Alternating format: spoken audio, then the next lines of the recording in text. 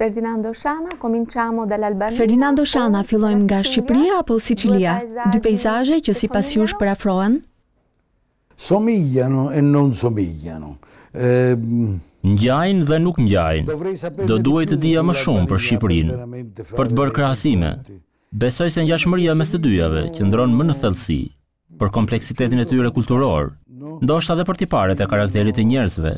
Sidoqoftë, në thelb, Shqipëria me gjithë përvojën e shkurtër që kam pasur, është një vend që më duket i afërt me Sicilinë.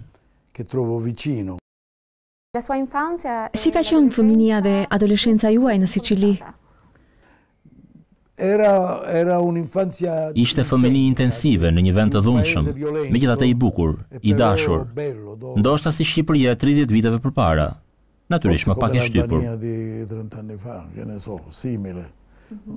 Por nuk është se ndrydhja mafioze për shembull, dhuna kriminale, i ngjante dhunës së pushtetit të disa vendeve në periudha të caktuara.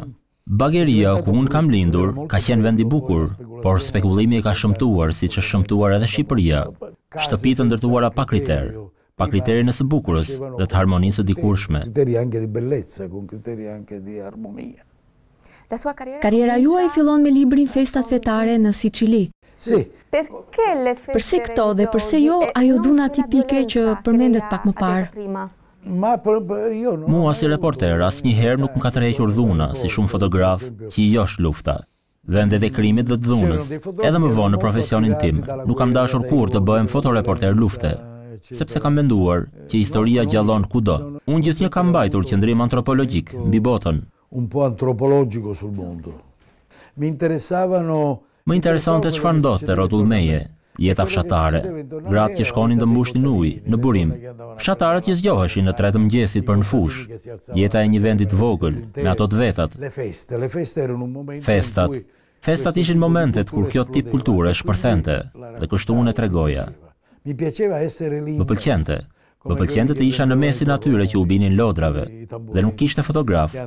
Sot ka më shumë fotograf se sa njerëz, që në fund të fundit i bëjnë karnevale festat. Kemi kontribuar për shkatërrimin e kuptimit të thellë të këtyre gjërave. Pra, ai që dikur ishte rit, sot është bërë spektakël. Nuk është e njëjta gjë.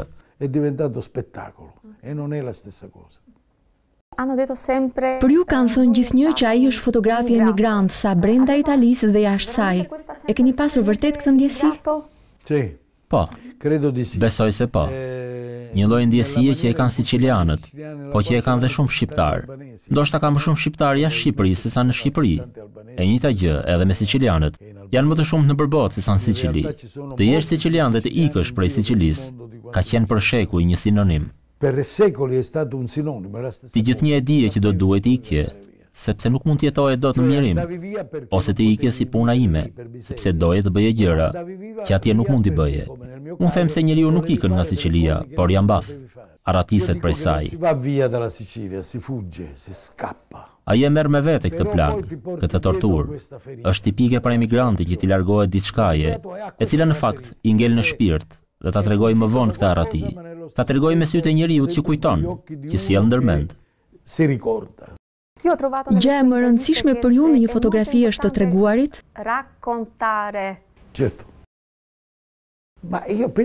Sigurisht, mendoj që nuk ekziston diçka tjetër në raportin mes gjërave, post të treguarit. Çfarë ekziston përveç raportit dashuror mes dy njerëzve që duhen? Ekziston rrëfimi. Ata i hapen njëri tjetrit, ata shkrihen te njëri tjetri. Ata duan të dinë gjithçka për tjetrin. Çfarë mendon? Çfarë shijon? Komunikimi është rrëfim. Kur je i vetëm, je dikush që mendon, vuan apo lumturohet, por bëhesh paranojak. Kur ngjallet dëshira për të komunikuar me dikë, atëherë nis rrëfimi. E gjithë letërsia, fotografia, piktura, kuzhina është rrëfim. Rrëfimi një lloj historie që bëhet lëndë narrative. Të tregosh edhe kur njerëzit flen, si në ciklin e fotove me këtë temë? Sepse njerëzit që flen janë të gjallë, jo të vdekur. Forse anche i morti conservano una parte dell'uomo vivo. Ndoshta edhe të vdekurit ruajnë diçka për të gjallit. Unë kam realizuar një libër për njerëzit që flenë, pa e vënë re që kisha këtë obsesion. Fotografi që e bën të palëvizshëm lëvizjen, në këtë rast, bën të palëvizshëm një njeri që nuk lëviz. Por ama ai njeri që nuk lëviz, nuk është i vdekur, është i gjallë dhe brenda tij ndodhin shumë gjëra. Ai ka historinë e tij, edhe në këtë gjendje pezullimi kur fle. Në fakt librit I kam vënë për titull I huazim nga Shakespeare-i, të fle, ndoshta ëndërroj. Një njeri që fle është një pezullim I kohës. Është si një fotografi që I përmban ëndrat e veta, ashtu siç përmban fotografia një histori. Vitet 80, mund të tregoni pak për këtë epokë kur takua dhe njohët Bressonin? Fotografët e brezit tim, ashtu si një piktor që gjatë jetës së vet njeh Giotton, Piero della Francescën, Leonardo da Vincin, Michelangelon, kanë njohur e takuar të mëdhenj tek këtij zanati, dhe Cartier-Bresson ishte për mua ndër më të mëdhenjt, në mos më I madhi. Unë e konsideroja mësuesin tim, përpara se ta takoja. Kur e takova, ai u bë vërtet mësuesi im dhe më bë edhe mik. Ky është maksimumi që mund të ndodhë dhe determinoj jetën time. Ju e keni pasur gjithnjë atë dëshirën për letërsinë, për tekstin, duke I parë shumë të afërta me fotografinë?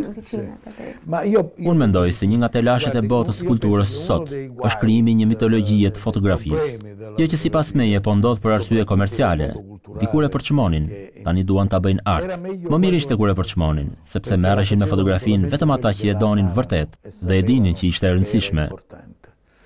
Ndërsa sot, ata që e hynizojnë si art, në fakt e vënë gjithgjë më pranë pikturës, sepse një imazh është I thjeshtë, kurse fotografia është e lidhur më tepër me letërsinë, me teatrin, sepse brenda saj ka një tregim, viziv, megjithatë tregim.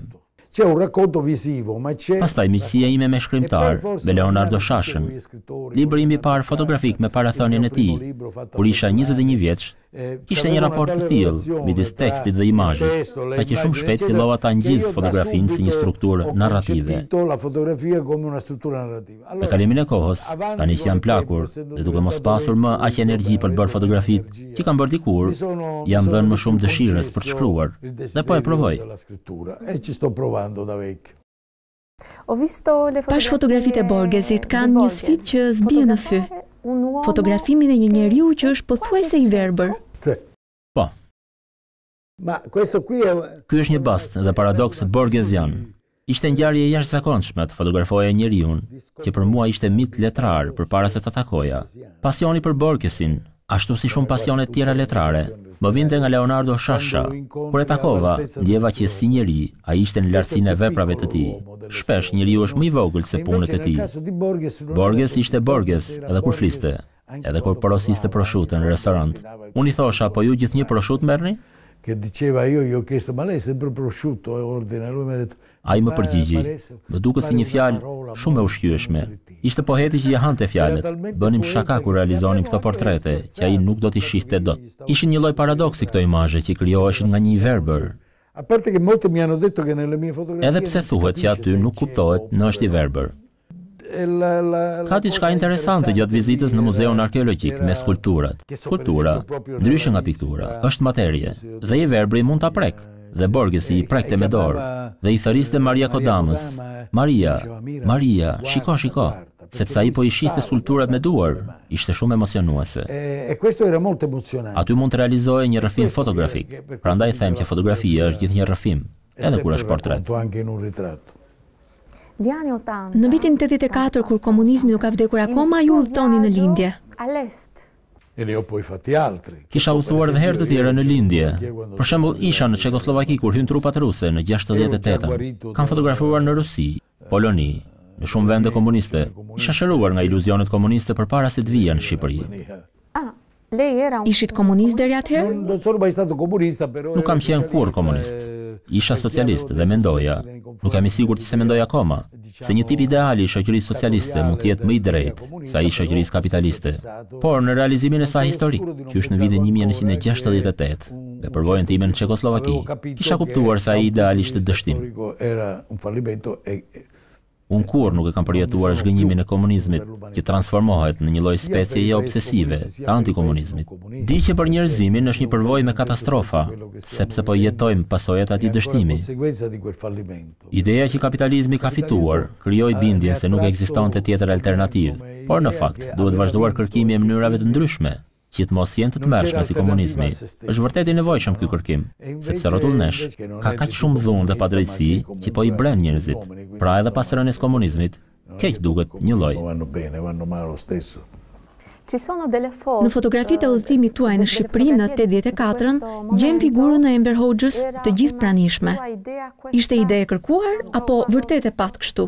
Nuk kisha ide të qartë çfarë do të gjeja këtu. Më kishin thënë që ishte e vështirë për të ardhur deri këtu.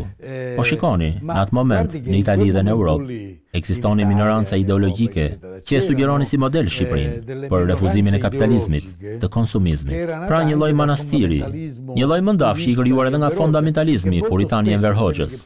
Shpesh ata që mendojnë absoluten janë të marrë, që nuk e pranojnë kufizimin, që ka vizioni i tyre për botën. Mendoni çmrekulli, thoshin njerëzit, një botë pa reklama, por nuk ishte e vërtet kjo. Ekzistonte që çka me të reklama. Kishte vetëm një reklam, ajo për Enver Hoxhën dhe partinë. Edhe ajo kishte thelbin e reklamës me mënyrën që e dhunon trurin e individit. Ishte një përvojë që tregonte se ajo farë ideologjie kishte arritur limitin. Më pëlqejnë veçanërisht portretet e fëmijëve të kësaj periudhe. Unë kam bërë një libër me portretet e fëmijëve, që po ekspozohen këto ditë në Gjenovë. Kam shkruar një tekst për këtë libër, ku them se nuk kam parajgjykime fort të këndshme për fëmijët. Ekziston një retorike tërë për fëmijët e mirë, e të mbarë, që nuk është e vërtetë. Fëmijët janë të tmerrshëm, të egër, janë si ne të rriturit. Jemi ne që i shohim ndryshe sepse kemi frikë prej tyre, sepse ata na shohin dhe na gjykojnë. Ci guardano e ci giudicano a loro volta. Për mua fëmijët janë si fotografitë. Fotografitë përmbajnë një roman të së shkuarës, një roman të momentit kur janë shkrepur, kurse fëmijët, kam përshtypjen unë, përmbajnë një roman të asaj që do të ndodhë. Fotot e një fëmije të shtyjnë gjithnjë tek mendimi. Çfarë do të bëhet ose çfarë është bërë në jetë ky fëmijë. Kështu edhe unë kur shoh fotot e fëmijëve që janë shkrepur 40 vjet përpara them, është bërë shenjtor apo vrasës ky fëmijë? Është martuar, është bërë me fëmijë? Pra një rrëfim me foto. Për mua kjo ka rëndësi. Mendoni që këto portretet e fëmijëve shqiptar i karakterizon ai çasti i munguar i fotografimit në kushte të pafavorshme? Në fakt jo, kam fotografuar kaq shumë fëmijë pa e vrarë mendjen, pa bërë llogarier, sepse kërkojnë portretet e tyre përgjigjet që ata akoma nuk i kuptojnë. Më ka ndodhur që nëpërmjet portreteve të fëmijëve kam kuptuar fytyrat e të rriturve këtu në Shqipëri, të cilat, siç ndodh kudo ku kam njerim, janë fytyra të pikolluara, të nënshtruara. Sono facce addolorate, sono facce rassegnate. Ndërkohë që fytyrat e fëmijëve edhe në kushtet më të tmerrshme janë për herë të lumtura, sepse janë të projektuar drejt së ardhmes. Kështu pra, të rriturit të shfaqin disfatën ose dhimbjen. Fëmijët të tregojnë shpresën dhe kjo është shumë më tepër interesante. 91.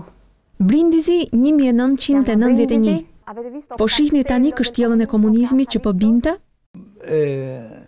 Më erdhi lajmi që në Brindisi po vinin këto anije dhe menjëherë u nisa drejt barit, sepse kisha dëshirë të isha atje. Udhëtimi i 84-s në Shqipëri më kishte emocionuar. Doja të shihja çfarë ndodhte me ata njerëz që kisha fotografuar 7 vjet përpara.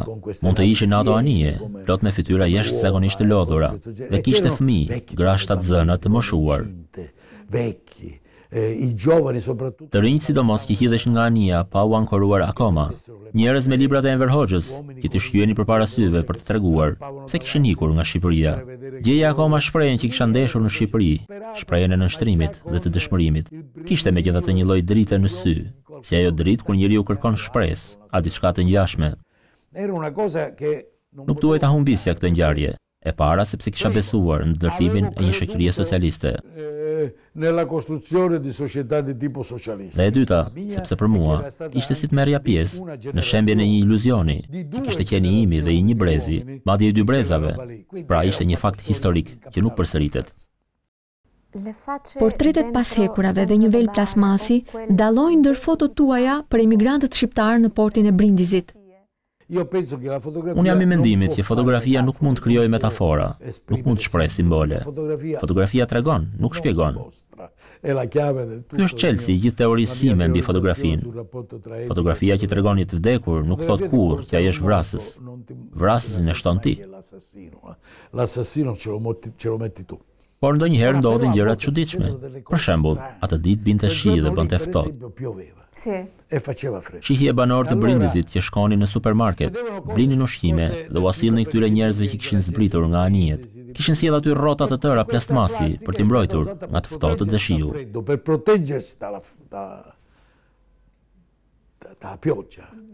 Me këtë lodhje, me këto veshje të leckosura, me mjekrat të parruara, me flokët të pakrehur, me fytyrat të palara, brenda atij plastmasi, krijohej një lloj metafore. Ai plastmas po bëhej një element viziv, metaforik. Plastmasi I pafundëm është një nga metaforat për kulturën e Oksidentit konsumator. Pa vënë këmbën mirë, këta shqiptarë ishin paketuar me njëherë brenda atij plastmasi. Ishte sikur të donin të na mbronin nga ndonjë smundje e tyre ngjitse, dhe sikur një herësh, po mbroheshin nga smundja jonë ngjitse. Në momente si këto, ju mendoni për dinjitetin e tjetrit? Dinjiteti I njeriut nuk është diçka që në disa raste e mendon, dhe në raste të tjerë jo. Duhet ta mendosh gjithnjë. Nëse të intereson dinjiteti të tjerëve si fotograf, I fotografon ata si njerëz, pa I përdorur si mjetet punës tënde. Sigurisht, kjo është punë nga e cila nxjerrën përfitime, por s'është kjo rruga. Dua të them që kjo çështje si përket më punës së fotografit, por ka të bëjë me mënyrën se si krijon ai raportet me botën. Pra, nuk ekziston një etikë e veçantë. Një gazetar ka të njëjtën etikë si fotografi, dhe fotografi ka të njëjtën etikë si bukpjekësi, se përdor miell të keq, dëmton bukën. Po kështu fotografi shpreh për çmim, duke I përdorur subjektet si instrument komercial. Ku dhe kur përfundon ky raporti juaj me Shqipërinë? Ky udhëtimi im në Shqipëri pas 30 vitesh është një mënyrë për të zgjatur atë raport që u krijua në vitin 1984, sepse pas vitit 1991, për mendimin tim, problemi u spostua gjatë.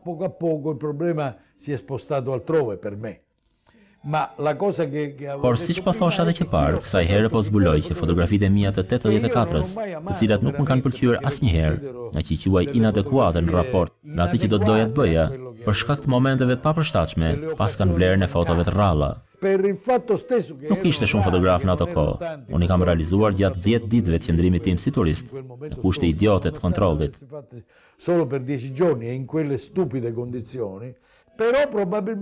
Por vlera e fotografisë qëndron në faktin që realizohet në momentin e duhur dhe që këto gjëra kanë sot një fat. Më emocionon më shumë kur thot një gazetare shqiptare se me këto fotografi që unë I quaj të shëmtuara, ajo gjen veten e saj, epokën e saj kur ishte 10 vjeç. Kjo është maksimumi që unë mund të kërkoj nga fotografia ime.